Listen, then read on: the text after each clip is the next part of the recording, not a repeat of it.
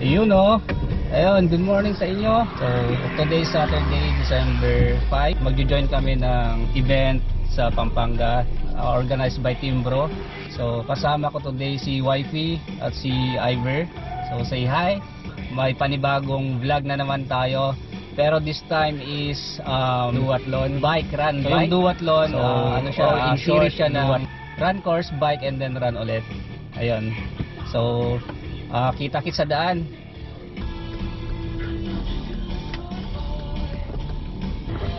So, Sabado ngayon, daming nagbabike, oh. Kumanan patungong Iwan, Tarlac, Pangasinan, La Union Expressway, T-Flex on ramp. From Lingayen, tayo dito, pumasok tayo sa may Binalonan, T-Flex. So, since may RFID na tayo naka-install, dito tayo sa may ETC. So, cashless dito.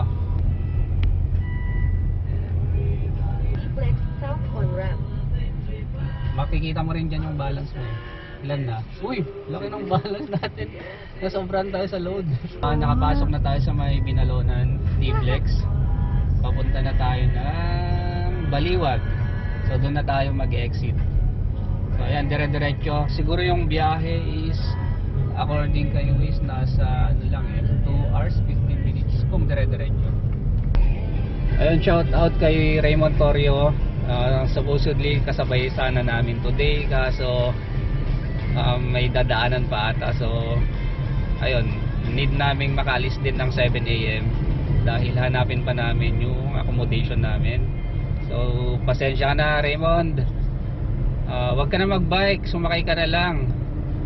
Yung sasalihan pala naming event, organized by Timbro, as I mentioned earlier. 4 kilometers run, and then 20 kilometers bike, and another 4 kilometers sa last run.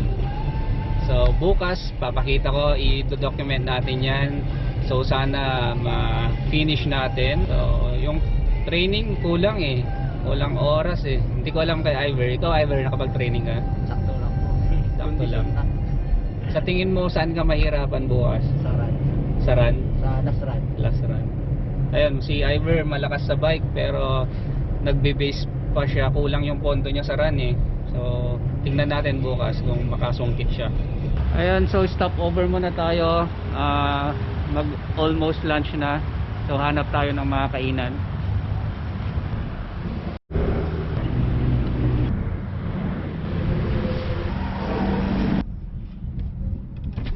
Ready po kayo, sir? Meron po. Ready na. Wala pa. Tigil pa siya, ibig sabihin malayo. Iba pa. Mabait pala feeling ko ito na yun, no? Ito yung nakita ko sa...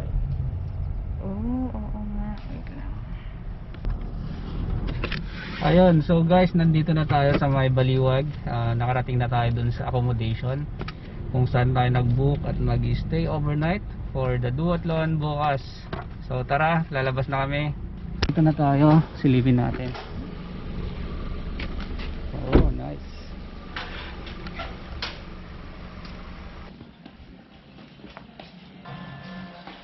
Okay, so pasok tayo guys. Huwag may iya sa bahay namin. Bahay niyo, sir? Ma, kape. So dito may mga guidelines din tayo sinusunod sa lalo na pag-receive nila ng mga visitors or mga guests. Bali na-book ko to sa Airbnb. So yon, may guidelines yung Waterwood Park subdivision. So kinailangan din naming magpasa dito ng mga medical at saka mga iba pang documents before kami totally i-check-in. So let's go upstairs. So to check the rooms, medyo spacious yung mga rooms and malamig yung air condition nila. So may mini jacuzzi sila.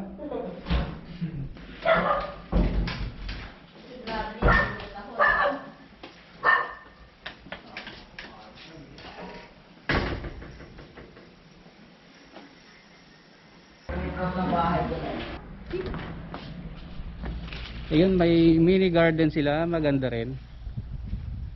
So, okay, spacious yung nakuha natin sa Airbnb. Okay naman yung biyahe, mabilis lang. Nakuha lang namin ng 3 hours siguro from Lingayen. Dahil napabilis dahil may T-Flex connecting to SCTEX at saka NLEX. Ayun, so guys, bike maintenance muna tayo before the race. Let's test. So ikot tayo dito sa may subdivision. Check din natin yung lugar kung maganda ba. Let's go.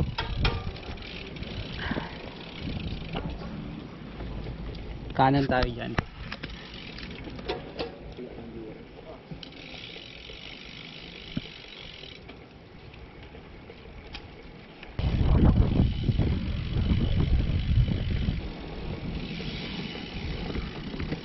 So ayan, nag-recon kami after ng bike maintenance at saka bike check. So importante yung pre-survey dun sa lugar para at least ma-familiarize mo na yung event. So at least handa ka na at alam mo yung mga expectations bago yung mismong event. Magdi-dinner na tayo, early dinner kahit maliwanag pa. So tara. Go, kakain.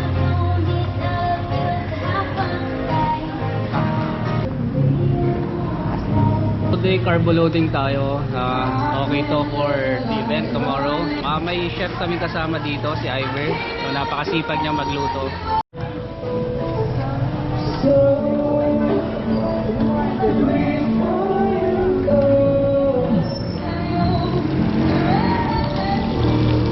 A few inches later.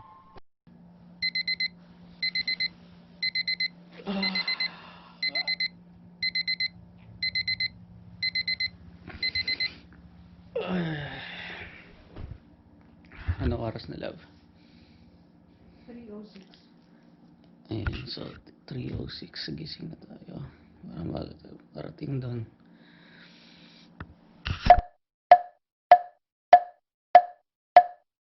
It's 3:20 in the morning. Yung start ng race is 6 AM pero dapat ando doon ka na by 4:30 kasi magi-start na yung registration nila and then set up pa nung mga bikes namin.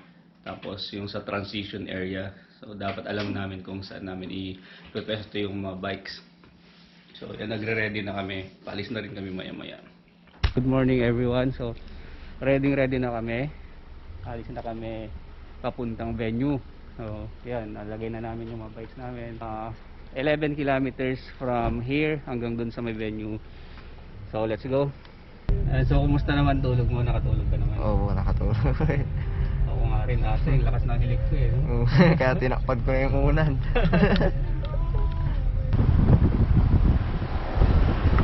Yung race course pala dito sa may Candaba, Pampanga, Barangay Paligi. Pero nag-check-in kami dyan sa may Baliwag. So from Bulacan to Pampanga. Pero malapit lang naman yung border nila. 11 kilometers lang. So yun, kita-kits tayo mamaya. Let's enjoy the race. So good morning, magki-claim tayo ng race kit. Maaga tayong nakarating, 4:30 ata. Wave 6 ata sa akin. Wave 6 po. Ito po. Wave 9 po lang po yung sino? Federico. Sino ba yung Federico? Bastayin na lang po. Ito po yung wave 6. Bastayin na lang po. Yan. Thank you. Sino po yung sa wave? Race kit. Parang wala akong speaker. Nasa loob ko yan? Nasa loob. Okay na. So punta na tayo ng transition area. So dito ang daming mga nakapark hanggang dun sa dulo. So puno-punuan. So good thing maaga tayong nakarating dito.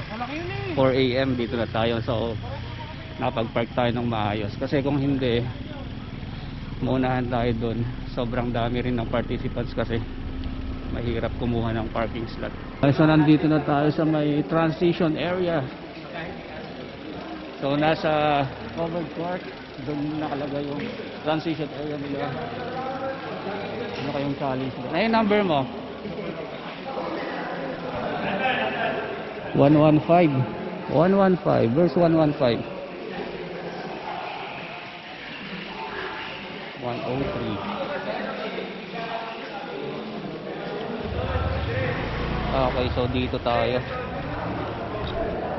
Medyo masikip yung distance ng pwestuhan dito sa mga bike namin. So medyo masikip, nagkakabanggaan ng STI to STI. Siguro ilagay na natin.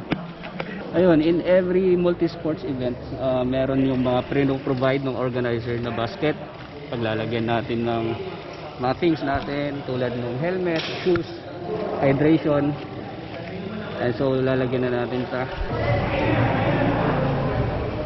Boss, anong category kayo? Kala ko Si Reynante, kababayan ko to. Okay. Hindi ko alam na darating pala dito. Surprise! Na-prank kami. Surprise! Greetings muna sa kababayan natin. Kamusta kayo mga kababayan? Yun lang. Raymond the Rain Torio. Idol!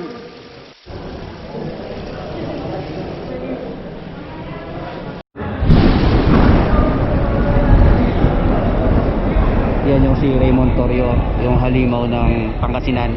Tagalinggen po yan. Binike niya hanggang dito. Ayun, malapit na tayo mag-start. 30 minutes siguro ready na for the first course, yung run, 4 kilometers. So kabado na yung mga kasama ko. Ay, nagdaratingan na rin yung mga ibang participants. So anytime from now, mag-start na. May briefing pa mangyayari. So dito maraming different kinds of bikes. May mga time trial bike, may aero bikes, may mga nakita kong ano dito mountain bike ata ato. So allowed din yung mountain bike dito. Road bike, oy kamukha nung sa akin, no? RSID.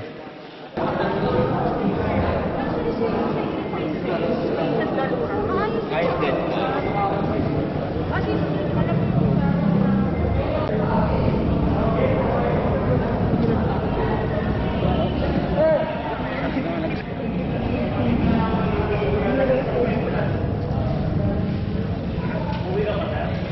Ayun, so warm up time.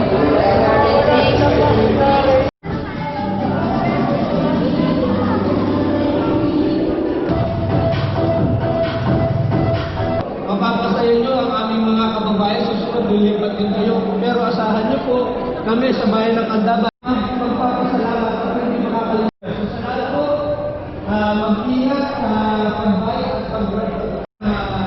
Mahaba na po.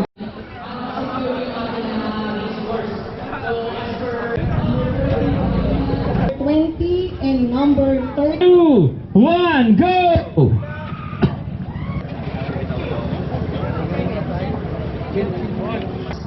Ayun, start na. 4, 3, 2, go!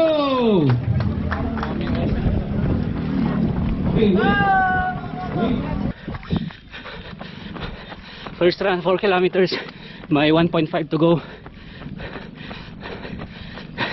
Siguro nasa 7th place pa ako ng age group ko.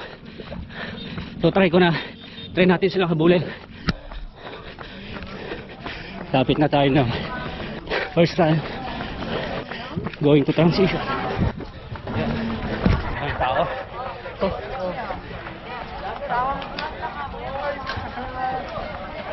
Transition area. Habol tayo. Loli tayo sa run.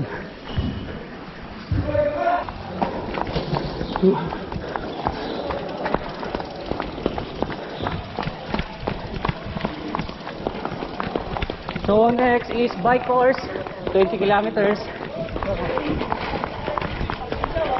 So try natin titikit. Go! Wait. Yeah, go! Go! Ingat! So bike course na to, ididikit ko lang dito. Pahinga tayo. Behind. Ang average natin 37.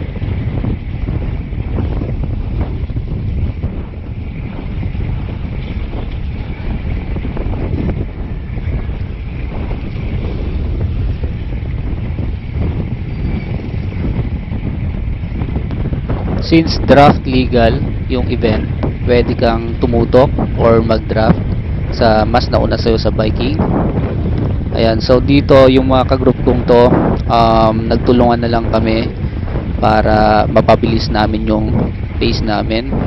So yun, salitan lang, korpo kung tawagin.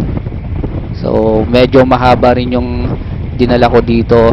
Dalawa kami nung naka Team Cruise, yung from Team Cruise. Ito yung nasa harapan ko. Malakas yung maintaining niya. So salitan lang kami halos lahat all the way dun sa 20 kilometers.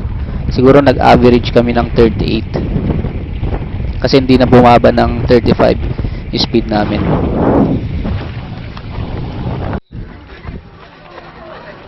Last course, 4 kilometer run. Medyo ramdam ko na yung binti ko. May pumipitik. Mahirap to. Ito yung sign ng cramps. So far, maintaining. Nakalimutan ko yung watch ko. Ilan yung speed natin, kuya? Yung puting helmet. 5 yan. 5. Darabi na. Anong age cut ka ba kuya? 40. Kaya ba? 29. 200 meters sa finish line. Oh, grabe. Nasa pang 7 or 8 tayo sa category. Oh. Lapit na, 100 meters to go. Oh.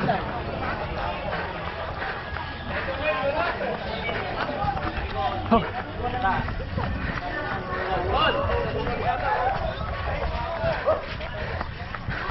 Grabe.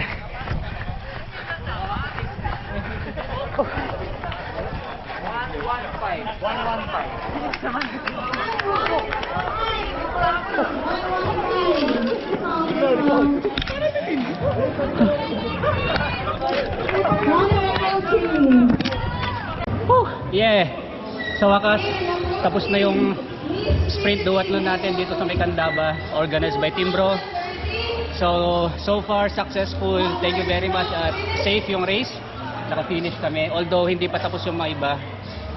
Ayun, ito yung mga kagrupo ko from Pangasinan. Sa first wave sila. Ayan, third wave. Grabe, pinilit ko na lang. Ayun, so ito yung post-race. Every duathlon usually may included na food at saka yung finisher dry fit na shirt. So yan, kain muna tayo. So tapos na yung event, successful, safe naman lahat, enjoy. Ayun, hindi tayo nakapwesto, siguro nasa top 6, mga ganun lang tayo sa age category.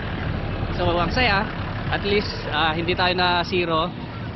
Sa 2020 may event pa rin tayong nasalihan maski pa ano. Ayan, so pauwi na tayo maya maya sa Pangasinan. Balik tayo nung Baliwag kung saan tayo naka-check-in. So naghahanda na rin lahat pauwi. Ready na. Ang dami pa rin hindi nakauwi. Ang dami pang naka-park doon. Ay, ganda ng bike, Sir Velo, wow! Alright, so eto na, pauwi na kami ng Pangasinan. Tapos na yung event natin dito sa may Candaba, Pampanga. Pero right now, nandito kami sa may accommodation namin sa may Baliwag, Bulacan. So ayun, napakasarap. Humabol pa yung event before mag-end yung 2020. So ayun, kumustahin natin si Iver. Ayos mo yun. Laspag. Kumusta naman yung experience for the first ever duathlon?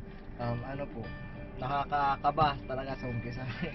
Pero sa susunod siguro, pag-iiyan ko Sa pa po. tingin mo saan ka medyo na-challenge or nag-struggle? Sa last run po, Sa last run, masakit no? masakit yung last Oo, run. oo. Kahit na mayroon pang ensayo. Ayun, so sa susunod alam mo na yung mga gagawin mo. Gusto ko rin i-congratulate si Raymond, Raymond Torrio. Siya yung overall champion. Napakaangas, napakalakas.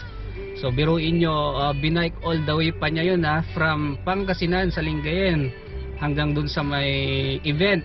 Grabe, bike. Tapos siya pang nakakuha. So yan, supposedly kasabay namin kahapon so medyo inaapuran namin dahil dito hanapin man namin yung lugar eh. And then congrats din sa brother niya si Reynante. Ayun, good to see you there, Ray. So kita-kits ulit sa next event. And then ayun, hanggang dito na lang siguro i-end na natin yung ating duathlon vlog. So first ever duathlon vlog. So thank you sa mga supporters, sa mga new subscribers. Ayun, salamat. Ayun, abangan nyo ulit yung next adventure natin, Corix Suave Adventure.